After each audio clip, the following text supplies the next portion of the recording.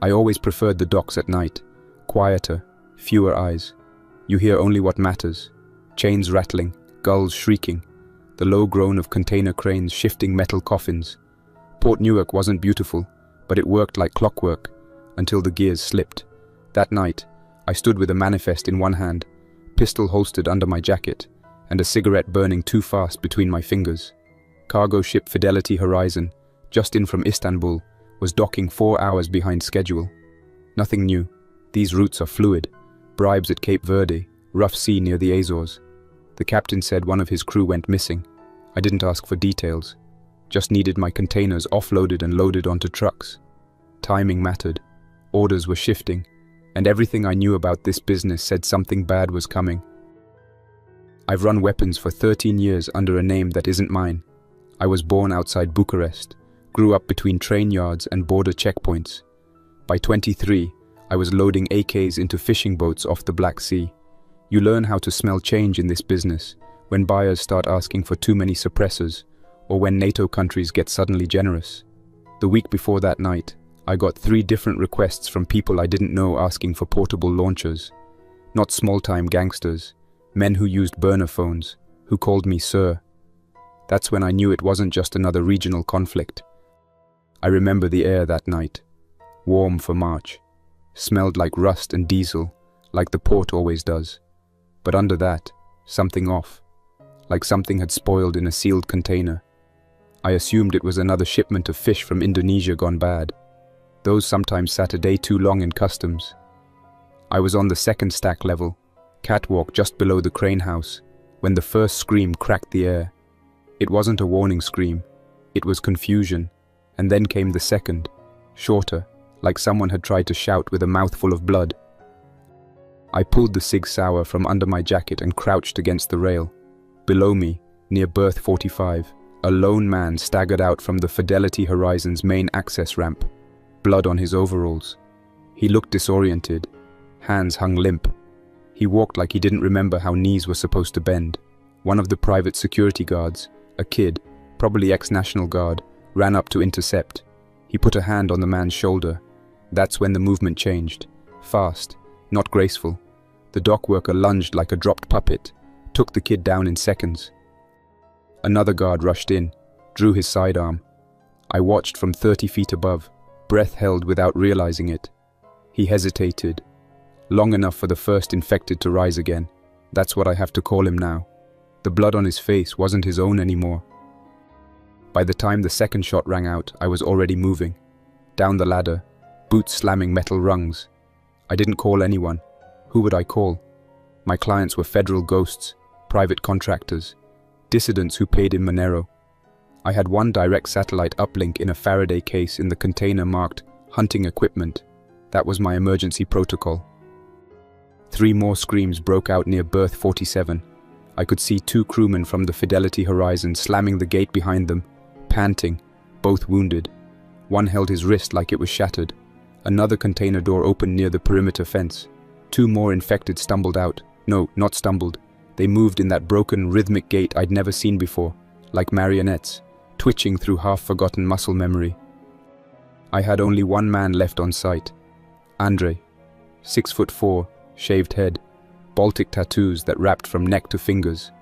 He didn't flinch when things broke down. We'd done runs in the Sahel during the 2012 gold rush.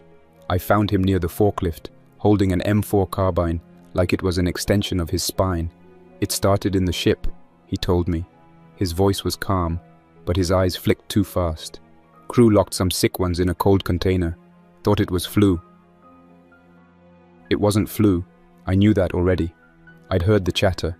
In Istanbul, they'd locked down 2 terminals and denied it happened. Berlin had closed a hospital wing and buried it in a footnote. We made our way to the container with my backup kit. Middle of the stack, 4 rows in. The flare gun key hung from my neck. I opened it, half expecting crates of Kalashnikovs.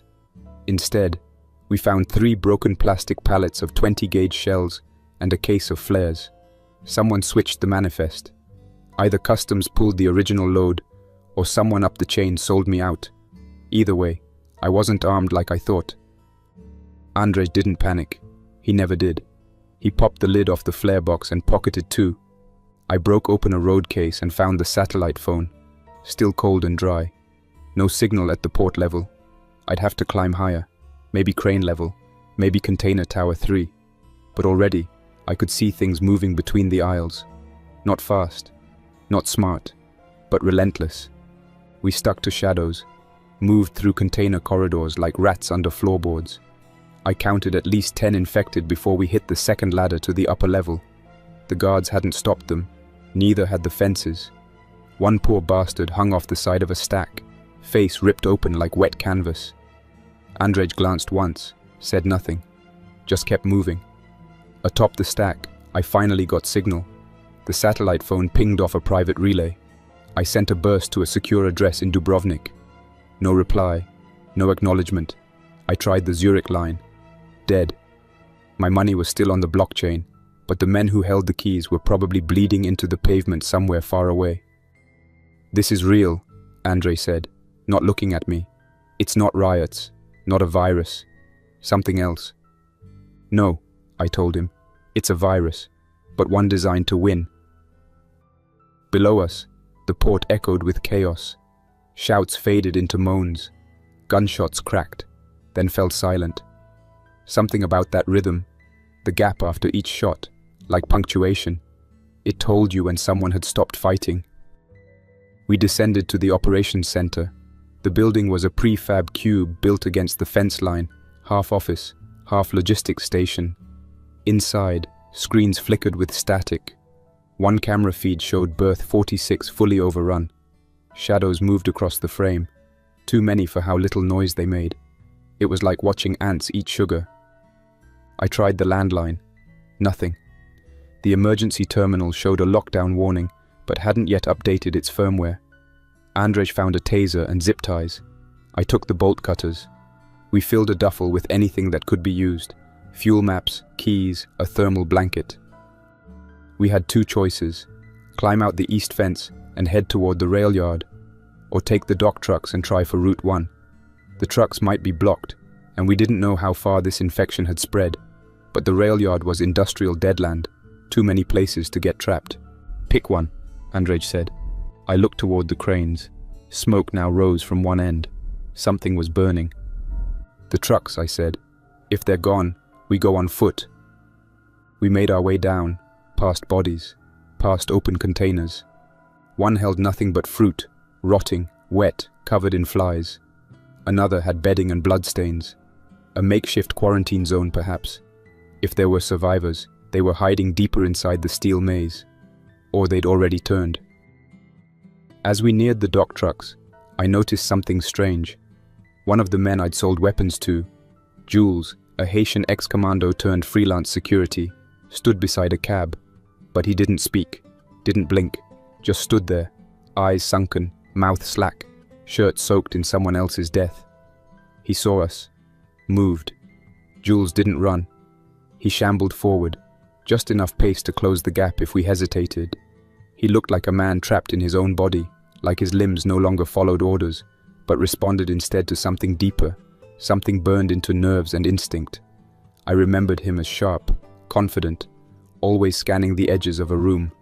Now his stare passed right through me. I raised my cig, aimed between the eyes, and held it there for a breath longer than I should have. Andrej didn't wait. He stepped forward and crushed Jules's knee with the pry bar we'd found near the loading crane. The sound it made didn't echo. It just snapped, like breaking a dry tree branch. Jules collapsed but kept crawling, dragging himself with his forearms and still trying to bite. I finished it with a shot through the upper orbit. The round entered clean, no exit, but enough to stop whatever was inside him from pushing further. Andrej said nothing. He just reached into the cab, checked the ignition, and gave a nod. Still powered. Diesel engine, tank 3/4 full. This was one of the backup trucks, marked for short hauls between stacks. Nothing registered to a license plate that would catch attention on a highway. That worked in our favor. I tossed the duffel into the back seat and climbed in.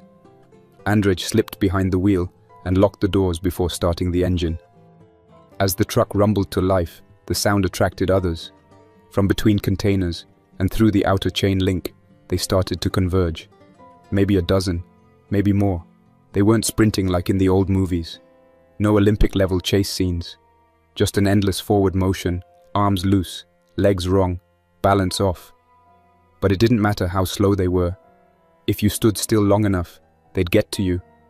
And if you got careless, even one could tear your face open. Andrzej didn't floor it right away. He eased us forward, avoiding metal debris, bodies, and anything that might pop a tire. I checked my side mirror as we passed the row where Jules had been. 2 others had joined the trail, both port workers in reflective vests stained with what had once been the inside of another human. We weren't outrunning them, we were outthinking them. The east exit had already been overrun. A patrol SUV sat half-jammed through the gate, lights dead, windshield smashed from inside. A flare had been popped near the control booth, still smoldering. Whatever happened here, it had been fast and overwhelming. The fence behind the SUV was bulging where people had thrown themselves against it. Some had made it through the razor coils, judging by the rags of flesh still stuck along the edge. I told Andrzej to swing south, toward the old maintenance lane that ran parallel to the waterline. We passed 2 shipping containers that had been blown open, one carrying machine parts, the other full of sealed food crates. Someone had already looted them, or maybe they were staged for a run that never happened. The crows were already picking at the opened packaging. That alone told me things were worse than I wanted to admit. Birds don't come near machines unless they're certain the machines won't move again. Halfway down the lane, we spotted a body slumped against the back of a forklift. Not moving, eyes wide, face slack. For a moment, I thought we'd found someone who had frozen in shock, still alive. But when Andrzej stopped to check, the corpse let out a faint groan and clawed at his leg. Andrzej didn't flinch. He brought his boot down on the skull twice until it caved like wet plaster. Then he walked back to the cab like it hadn't even registered. I said nothing. We both understood. Hesitation was a liability now. We reached the last unblocked route out of the yard, a gravel utility path that fed into the service entrance under the Pulaski Skyway. If we could make it past that, we'd have options, highway access, possibly National Guard roadblocks, if the news had broken far enough. But there were no sirens, no helicopters, no official presence at all. Just smoke to the north and the occasional thunder of something collapsing deeper inside the city. The road took us past a recycling depot, then an empty customs outpost. The place was meant to house dogs and drug units. Now the windows were shattered, the walls tagged with panic graffiti. Most of it was nonsense. They're lying, not a virus. Get to the water. But one line caught my attention. It was scrawled in chalk, as if someone had written it in the final moments. They don't die unless you destroy the brain. That matched what we'd already learned. The center of mass did nothing. Gut shots meant nothing. Only precision mattered now. We stopped to refuel at a secondary storage station Andrzej remembered from an older job. It was tucked under a disused overpass, hidden behind a row of derelict trucks. The key to the diesel tank was still taped inside a fuse box, just like it had been a year ago. We filled the tank, siphoned an extra 20 liters into canisters, and checked our weapons. I had 6 rounds left for the SIG. Andrzej had a full magazine in the M4, but no spares. We split one flare gun between us. No grenades, no armor, just smarts and bad habits honed over years in dirty wars and borderland deals. We agreed not to drive into Newark. Not yet. The skyline was flickering with strange lights. Some kind of emergency lighting system was half failing, blinking irregularly over the industrial core. Fires burned in places where there should have been people. I saw a train stop dead along the freight line near Ironbound. Cars tilted as if it had derailed slightly but never been recovered. No movement. No rescue teams. It was already too far gone. Instead, we headed west, aiming for the outskirts. Andrzej wanted to reach his cousin's mechanic shop in Elizabeth. I agreed. It was better than sitting still. We drove without headlights, using only parking lamps to navigate. We passed strip malls, storage units, and more bodies. Some were still, some weren't. At one intersection, near an old diner, we found an overturned SUV. Smoke still drifted from the undercarriage. A woman leaned against the pavement nearby, holding what looked like a kitchen knife. Her jeans were soaked to the knee. She didn't react as we slowed, just sat there, staring at the truck, muttering something under her breath. When we asked if she was alone, she looked up, eyes wide, and said only, "He wouldn't stop bleeding." We didn't take her with us. We left her there, not because we were heartless, but because the world had changed, and our trust in strangers couldn't be built in a day. If she was bit, she'd turn. If she wasn't, she'd slow us down. Survival doesn't favor kindness. It favors caution. By the time we reached Elizabeth, the streets were already broken, storefronts smashed, dogs running loose in packs. Someone had tried to build a barricade at a shopping plaza using carts and dumpsters, but it had failed. You could tell from the blood trails dragging in all directions. We didn't stop there either. Andre led us through a service alley behind an auto repair place off Trumbull Street. His cousin, Victor, was a stubborn man, ex-Yugoslav army, part-time smuggler, full-time paranoid. If anyone had holed up and fortified, it would be him. But the shop was empty. The main bay door hung open. The interior lights were off. No bodies, no blood, but no life either. We checked the back office. The safe had been opened and cleaned out. Victor's coat was missing. He'd fled, left maybe hours before we arrived. On a whim, Andre checked the drywall behind the sink. There, hidden in a small crawl space, were 3 crates. Victor's emergency stash. A carbine, 12 loaded magazines, and 2 Berettas. I smiled for the first time in hours. The kind of smile you give to a locked door that finally opens when you kick it the right way. Victor had always been careful, maybe paranoid. He built escape plans and forgot them just to build better ones. These crates were his version of insurance, a fallback for a day when law and order no longer answered the phone. The carbine was clean, wrapped in oily cloth with the serial filed down. One Beretta was older, scratched along the slide, but the other had barely been fired. Both came with suppressors, packed separately. Not military grade, but close enough. The mags were labeled in Cyrillic, Victor's handwriting. Most were full metal jackets, a few hollow points mixed in. He believed in killing fast and clean, and he didn't care about the Hague Conventions anymore. I took the cleaner Beretta and 4 mags. Andrzej took the carbine and the scratched pistol. He didn't bother with the suppressor. "If they hear us now," he said. They were already too close. We also found a shortwave radio in the bottom crate, duct-taped and half-corroded but still functional. It took us a minute to scan through the noise, but we caught fragments on one band, emergency tones, followed by broken speech. No location, no confirmation. Just a mechanical voice saying, "Shelter in place, secure all entry points. Infected are considered lethal. Do not attempt to assist." Then silence. That message repeated every 10 minutes, like a loop meant for those who still believed someone would help. We didn't sleep after that. We sat in turns, watching through the narrow ventilation slits and listening for anything unnatural.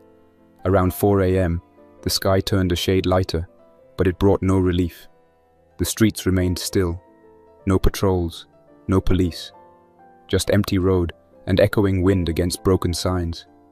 I could smell the ash now. It carried from somewhere deeper in the industrial zones. Synthetic, plastic and insulation burning. No wood smoke. By dawn, we agreed we couldn't stay. If the infection had spread to the port, it had reached every transit route on the East Coast by now. Freight, air, and highway. All it would take was one truck driver coughing blood at a way station. The outbreak wasn't local. It was already a network, and Newark was a hub. We geared up and loaded the rest of the useful supplies into the truck. I debated taking the shortwave with us, but it was too bulky and we had no way to recharge it. I pulled the batteries instead. They might be worth something if we found a working unit elsewhere. Before we left, I found Victor's old leather notebook wedged in the back drawer. Names, routes, cryptic shorthand only a paranoid ex-soldier would understand. One entry was dated 3 days ago. Williamsburg fallback cancelled. Jersey City compromised. Holding pattern. Red Lion. Red Lion.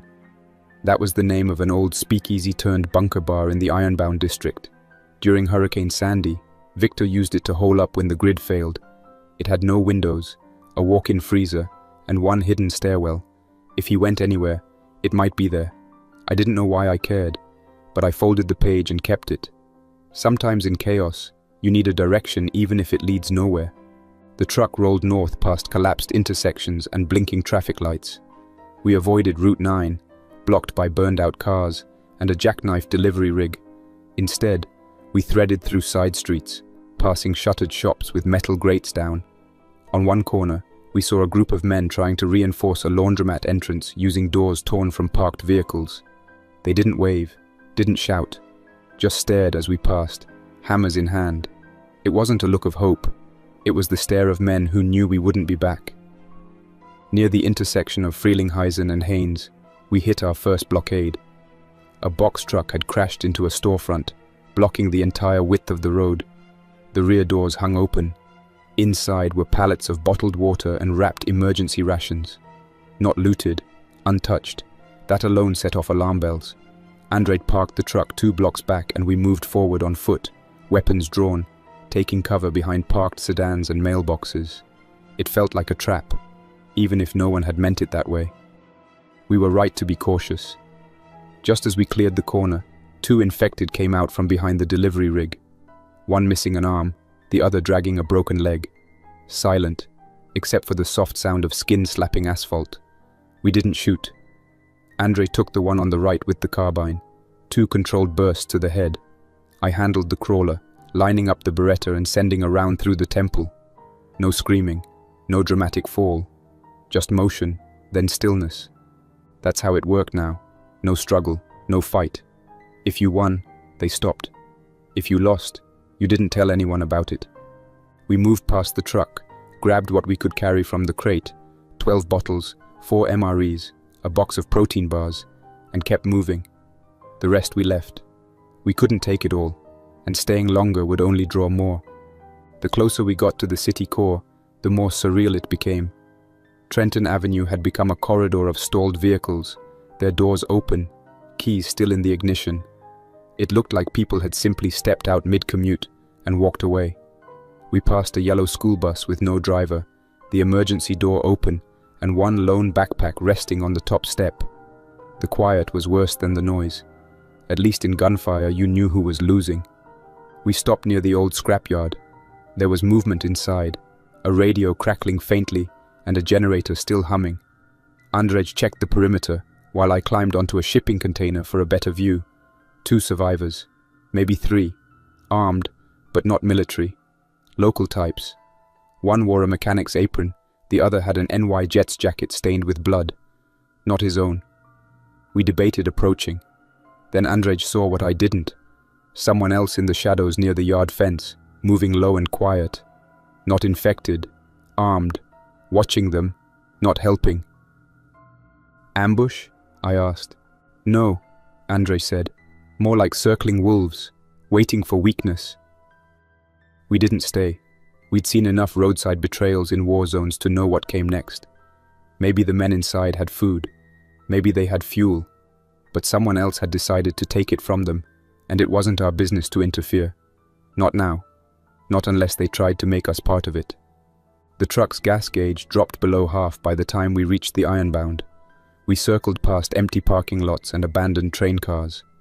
On one overpass, we saw what looked like a makeshift gallows. 2 bodies, hanging by their wrists from steel cable. Not federal, not military. This was local justice, or fear masquerading as punishment. Their chests had been torn open, not by man, by teeth. The Red Lion was still standing. Black metal doors shut tight, no visible signs of damage. The side alley had a reinforced gate, sealed with a thick chain. I pounded 3 times, paused, then 2. An old signal Victor taught me back in the Balkans, when you didn't want to get shot by your own side. No response.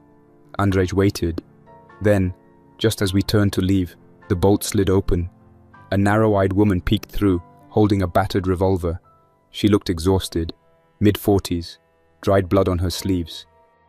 "You with Victor?" she asked, voice hoarse. "Used to be," I replied. She opened the gate halfway. "He's inside. Don't draw unless you want to get shot by 5 different calibers." We entered slowly, weapons lowered. The Red Lion was darker than I remembered, lights powered by car batteries rigged to solar panels on the roof. A few men sat at tables turned barricades, shotguns, baseball bats, one holding a crossbow like it was a sacred relic. Victor stood near the back, leaning on a cane. His left leg had been splintered, wrapped in duct tape and old rags. "You brought hell with you," he said. No anger, just resignation.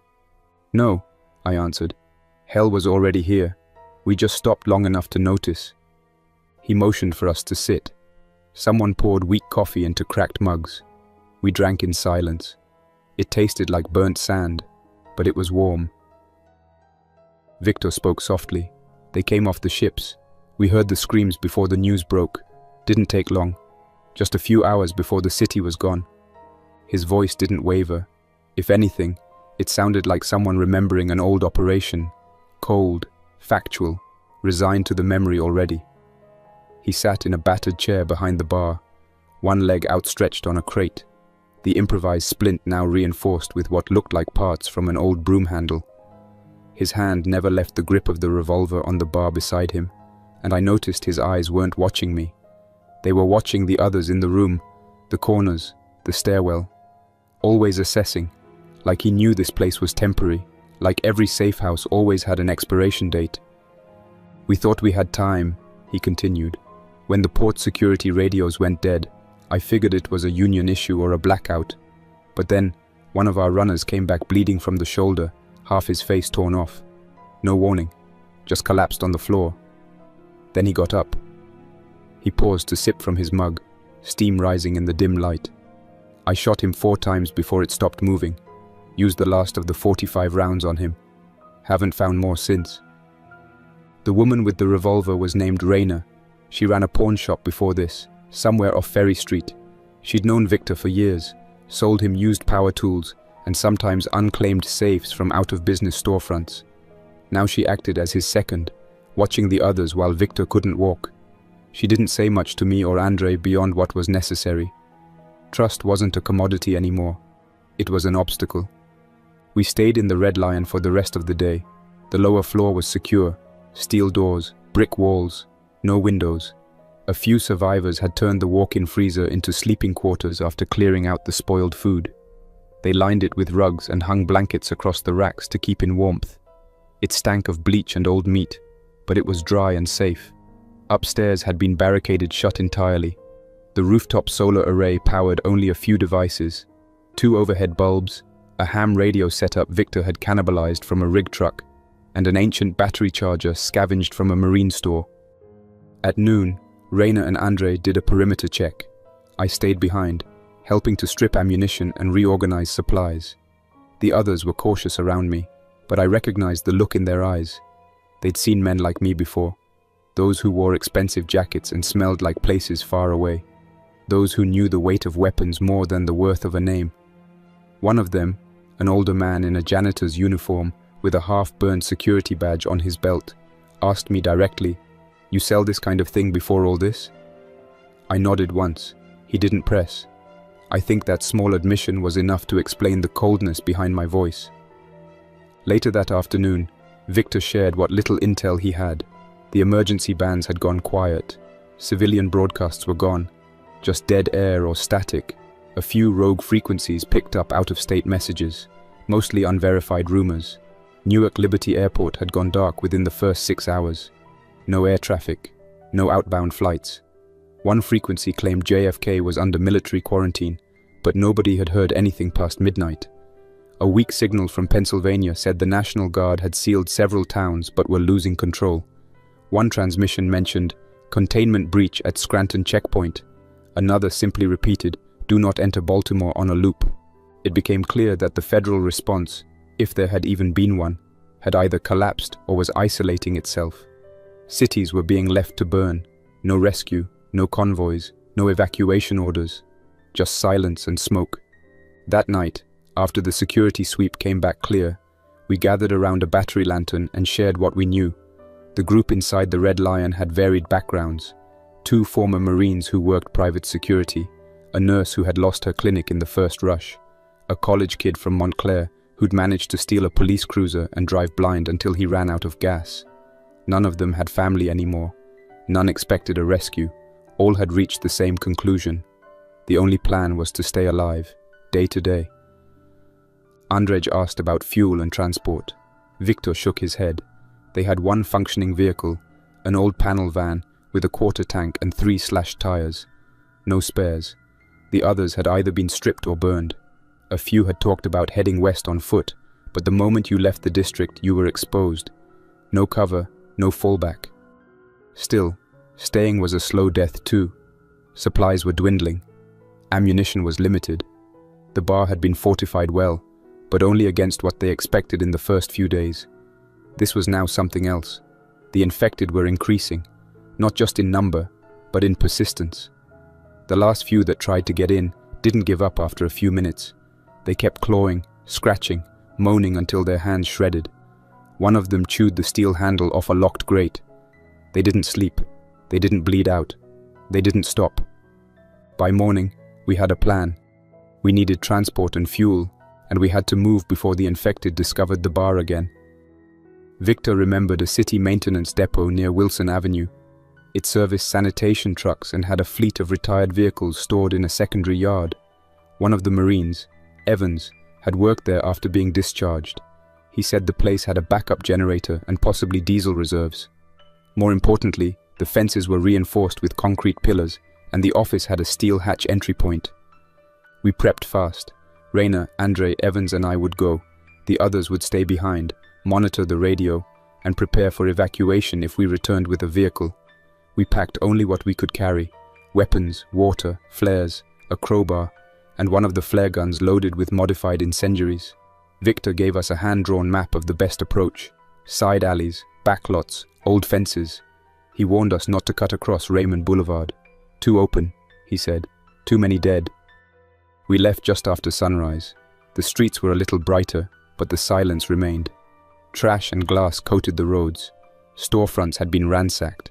Some fires still smoldered where corner stores had once stood. Pigeons clustered on power lines above us, fluttering nervously with every shift of the wind. The infected were close. You could feel them, even when you didn't see them. Halfway to the depot, we encountered a checkpoint. Makeshift, not military. 2 trucks had been positioned across the street, forming a blockade with stacked furniture, tires, and sheet metal. Someone had spray-painted "No entry, no help, no mercy" across a plywood board in fluorescent orange. We moved quietly, keeping low. As we passed the first truck, Evans signaled halt. A body slumped in the passenger seat, head tilted against the shattered window. I kept my weapon trained while Andre approached. It wasn't infected. Not anymore. The man had shot himself in the jaw, probably days ago. A short-barreled shotgun lay across his lap, grip still wrapped in his dead fingers. Blood had congealed in a thick sheet down the door panel. He'd been alone. We didn't disturb him. At the depot, the front lot was empty. No guards, no vehicles.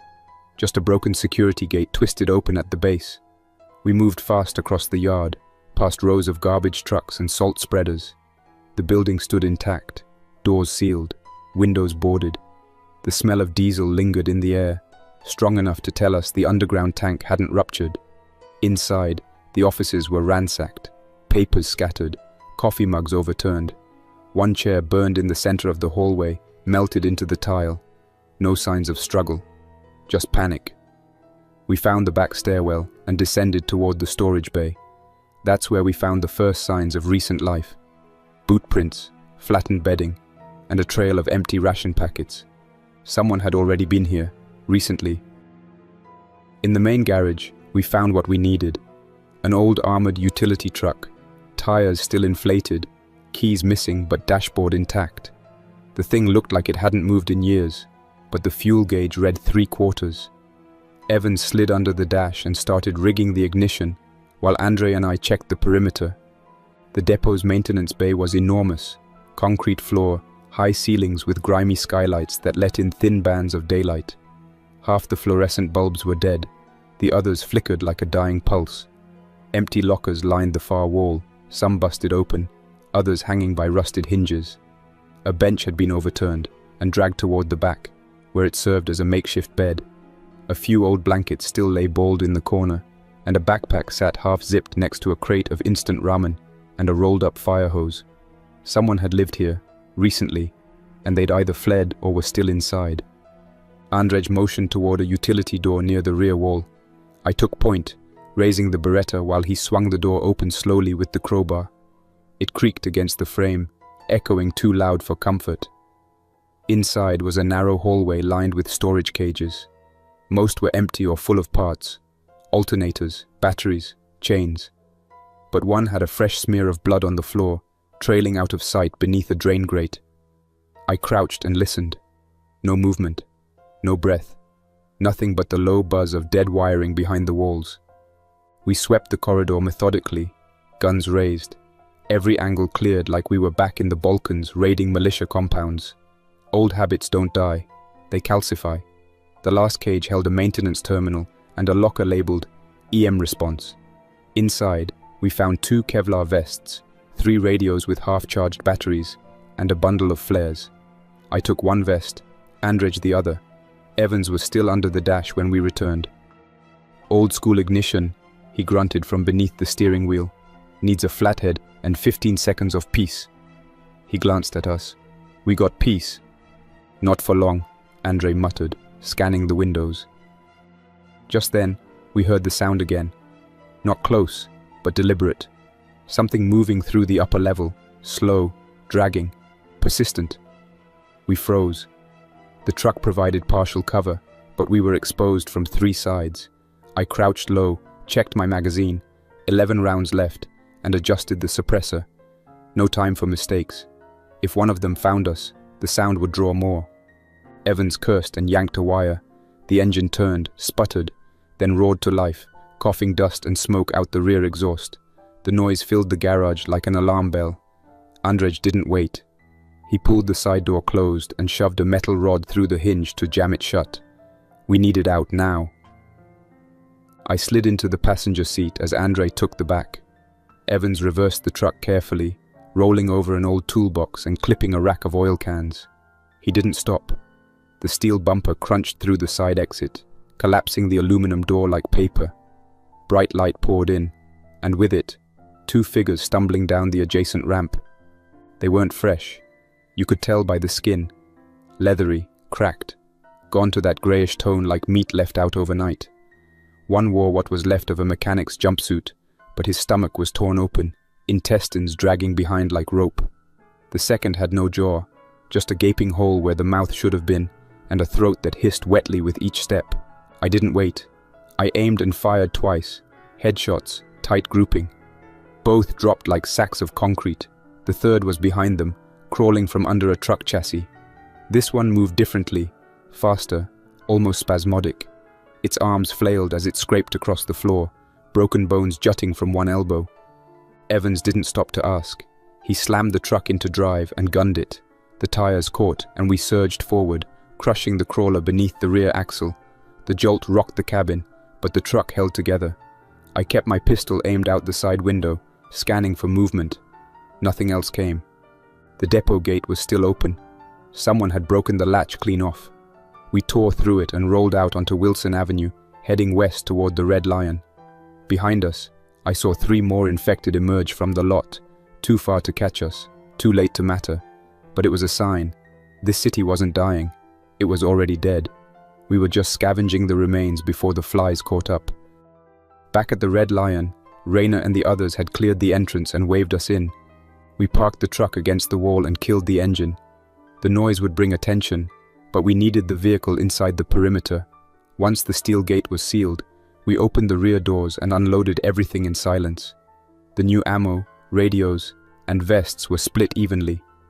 Victor limped over and placed a hand on the truck's rusted panel. "I drove one of these in Sarajevo," he said quietly, "before everything went to rot."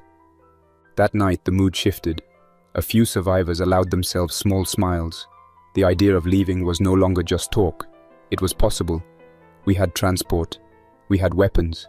And now, we had a choice. But the truth was, none of us had any real plan. Andrej and I spoke in private near the back staircase. He lit a cigarette, shielding the ember behind his palm, and looked at me sideways. "You think we're better off on our own?" "I think we're better off not relying on strangers with twitchy hands," I said. "But they haven't broken yet. That counts for something." He nodded. We take the truck. They'll follow. You know that, right?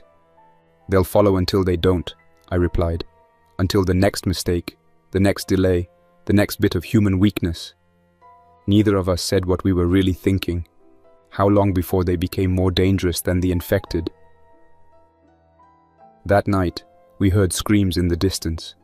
Not close, not threatening, but the kind that carried over rooftops and settled into your spine. It was a woman, then a child, then silence. The priest in the group, Father Molina, a thin man with burn marks across one arm, started praying in a corner, almost silently. I didn't believe in God, but I let him be. Some things you don't interrupt, no matter what side of faith you stand on. Raina approached me near the loading dock. She didn't ask questions, didn't demand stories. She just handed me a map torn from Atlas and traced a route with her finger. We follow Route 280 west, through Orange, then Montclair. Avoid Route 80. Too many choke points. You'll need to detour around Patterson. National Guard had a post there, and they didn't all make it out. You've done this before? I asked. She shrugged. I used to run supply drops for domestic shelters. Storm relief mostly. After Katrina, we trained for mass displacement. Never thought I'd use it for this. She looked me in the eye, and for once, the suspicion in her gaze faded. You've seen the worst of people already, haven't you? She said. I nodded. Then you'll understand when I say, if any of them hesitate, I won't wait. I'll shoot to protect what's left. I respected that, more than I could admit. By dawn, the plan was in motion. We loaded the truck, rationed the weapons, and plotted our first fallback, a rural airfield about 25 miles west, abandoned since 2018. If we could reach it, we might find fuel, maybe shelter, maybe a place where the dead didn't outnumber the living 10-1. The truck groaned under the weight. Besides the 5 of us, Andre, Raina, Evans, the nurse named Dee, and me, we carried medical supplies, ammunition, food for 2 days, and every jug of diesel we could siphon. No one had delusions about comfort. We were wedged between crates and steel with barely enough room to shift legs. The cabin reeked of fuel, sweat, and powdered milk. But it was sealed, and it moved. And in this world, that was more than most had. We took the truck north through back roads, avoiding the major arteries. Route 280 was choked with dead vehicles and signs of last stands, overturned buses, barricades made from furniture and fencing. Blood pooled where people had made their final arguments. Whatever federal presence had existed had either withdrawn or been consumed. Roadblocks weren't manned anymore. The checkpoints had become graves. Our path cut through East Orange, then West Orange. We passed a fire station that looked like it had been torched from the inside out. The charred frames still smoldered in places, the ladder truck half melted in the garage bay. In the middle of the parking lot, a pile of blackened bodies had been heaped into a ring of tires and set ablaze. The fire had died hours ago, but the smoke lingered like a ghost you could still taste in the air. No one in the truck spoke. At a rural intersection near Livingston, we came across a car stalled in the middle of the road. A minivan, doors open, one wheel shredded from the rim. A child's shoe lay in the grass just off the shoulder, toes pointed toward the tree line. Dee insisted we stop. I overruled her. We didn't argue. There wasn't time, but her silence after said everything. Maybe the child had made it out. Maybe not. Either way, we weren't rescuers. Not anymore. The airfield was real. An old private strip that once serviced hobby pilots and the occasional news chopper. After its closure, it had been used for impound storage. And by the look of it, no one had stepped inside for months, at least not officially. The access gate had been blown open with what looked like improvised explosives. The chain link perimeter curled outward, as if something had forced its way in, rather than kept others out. We stopped the truck 100 yards from the main hangar and approached on foot, weapons up, every movement deliberate. The tarmac was littered with debris, plastic tarps, cracked crates, shredded duffel bags. A rusted Cessna sat gutted near the edge of the strip, its nose cone collapsed, and fuselage hollowed like someone had tried to sleep inside and failed. Andre found tracks, Fresh boot prints in the dried mud near the control shack. Not infected. Human. I counted at least 4 distinct tread patterns. 2 light, 2 heavy. Armed. Likely. We moved carefully, using the scattered vehicles for cover. I circled wide toward the far hangar, while Evans and Rayner flanked right. Inside the hangar, we found what was left of the previous group. 5 bodies. 4 male, 1 female. None infected, all shot. Some in the chest, 1 in the neck. Execution style. The room stank of metal and damp concrete. Blood had dried in splashes across a utility sink and soaked through tarps covering a makeshift sleeping area. They hadn't been overtaken, they'd been eliminated. Evans found empty shell casings, 9mm, match grade, no prints on the brass, but the grouping on the wall told us the shooter knew what they were doing. These weren't panicked survivors. This had been a deliberate purge. It forced the question we hadn't spoken aloud yet. Was someone cleaning up? We backed out, secured the hangar, and ran a sweep of the fuel depot. The pumps were dry, hoses cut.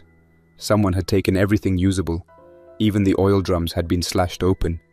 Dee patched together a possible timeline based on what we'd found. Those people had been here less than a week, killed 2 days ago, maybe less. Whoever did it might still be in the area. We fortified the hangar anyway, welded 1 bay door shut with a salvaged torch, used metal siding to block the skylight, and ran wire across the side doors to trigger noise traps. If we were going to hold here even temporarily, we needed warning. Night fell fast. The clouds thickened, cutting out the moon, and the wind shifted from warm to biting. We posted watch in 4-hour shifts. I took the second with Rayner. She didn't talk much, just scanned the tree line through the scope of an old hunting rifle she'd picked up near the scrapyard 2 weeks ago. I respected her for that. No idle chatter, no need to pretend anything would go back to normal. Halfway through the shift, we heard dogs. Not close, but distinct. Not barking, snarling, low, guttural, feral. They were fighting over something. Then a yelp, then silence. The woods swallowed it whole. Neither of us moved. We just kept our eyes on the dark. By morning, we took inventory again. The fuel situation was worse than we thought. We had 1 day's worth of diesel if we idled, 2 if we rationed. The Red Lion had sent us off with what they could spare, but the truck was never meant to go far without a resupply point. Evans suggested breaking down one of the old aircraft and siphoning aviation fuel. The idea held until we realized the tanks had been drained too. Not recently, long ago. Probably sold off after the closure. That left us one option, push further west.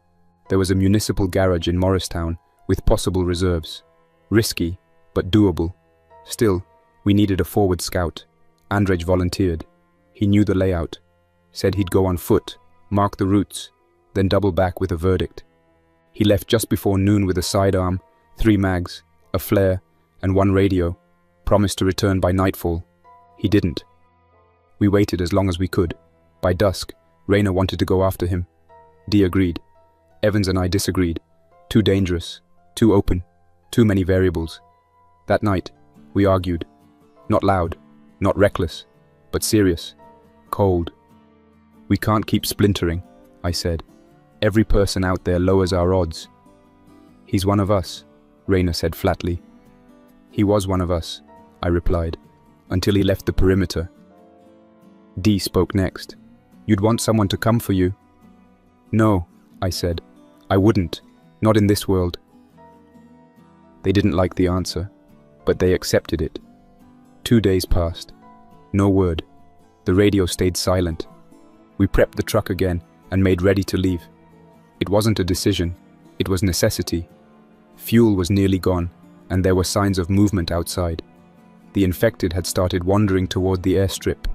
Not in groups, not a horde, just individuals, drawn by something. Maybe the wind, maybe a memory of motion, maybe us. The morning we left, I found something tucked under the truck's windshield wiper. A flare casing, split open. Inside was a folded strip of packaging tape, covered in handwriting, blocky, tight, Andrej's. Morristown hostile, military group, don't trust, they saw me. I ran. Headed south. We'll loop back. Don't wait. He was alive, for now. We left anyway. As we rolled down the tarmac, I didn't look back. The others did. I could see them shifting in their seats, eyes scanning the hangar, hoping for movement, hoping for Andrej. But hope is a drug with no supply chain, and when it runs out, you crash. We drove in silence, through ash, through empty roads, through the death of a country too bloated to stand and too proud to bend. I don't know where we'll stop, but I know this. I was never built for peace. I was never meant to be a father, a friend, a flag waver. I'm a man who moved guns through borders and names through firewalls. But now, in a world where those who hesitated are already buried, I found a new trade, staying alive, and maybe, just maybe, making the monsters bleed. That's all for now. Thanks for listening. If you enjoyed this story, don't forget to like and subscribe for more unsettling creepypastas. Your support keeps my channel alive. Until next time, stay quiet, stay vigilant, and trust nothing, not even the silence.